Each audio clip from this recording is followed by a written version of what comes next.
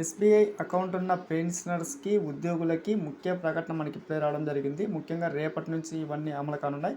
So దానికి సంబంధించిన పూర్తి వివరాలు చూద్దాం. మన ఛానల్ని కొత్తగా చూస్తున్న వారు ఖచ్చితంగా సబ్స్క్రైబ్ చేసుకోండి. అలాగే మీకు వీడియో నచ్చితే తప్పకుండా లైక్ చేయండి.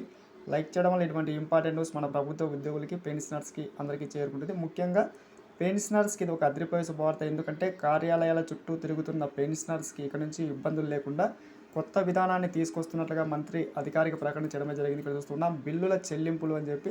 సో ముఖ్యంగా బిల్లుల చెల్లింపుల్లో ఇప్పటి నుంచి మనకి ఆలస్యం అయితే జరగదు. ముఖ్యంగా పలు కీలక మార్పులు అయితే వచ్చాయి. ఇప్పుడు చూస్తూ ఉన్నాం. దీనికి సంబంధించి ఉత్తర్వులు కూడా విడుదల కావడం అయితే జరిగింది. ముఖ్యంగా ఇవన్నీ కూడా రేపటి నుంచి అమలు కానున్నాయి.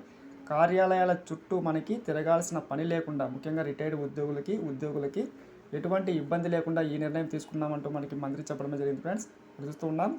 ఈహెచ్ఎస్ బిల్లుల చెల్లింపు ప్రక్రియను మరింత సరళీకృతం చేసేలా కొత్త ఆన్లైన్ విధానాన్ని రూపొందిస్తున్నామని చెప్పి వైద్య ఆరోగ్య శాఖ మంత్రి సత్యకుమార్ చెప్పడమే జరిగింది. ముఖ్యంగా రిటైర్డ్ ఉద్యోగులకి మేలు జరిగేలా ఈ విధానాన్ని తెస్తున్నట్లు చెప్పడమే జరిగింది.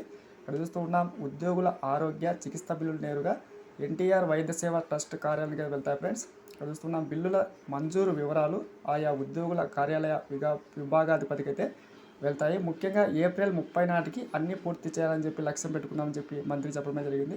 ముఖ్యంగా ఈహెచ్ఎస్ విషయంలో పెన్షనర్స్కి ఇది ఒక అదిరిపోయే శుభవార్త. లైక్ చేయండి. Thanks for watching.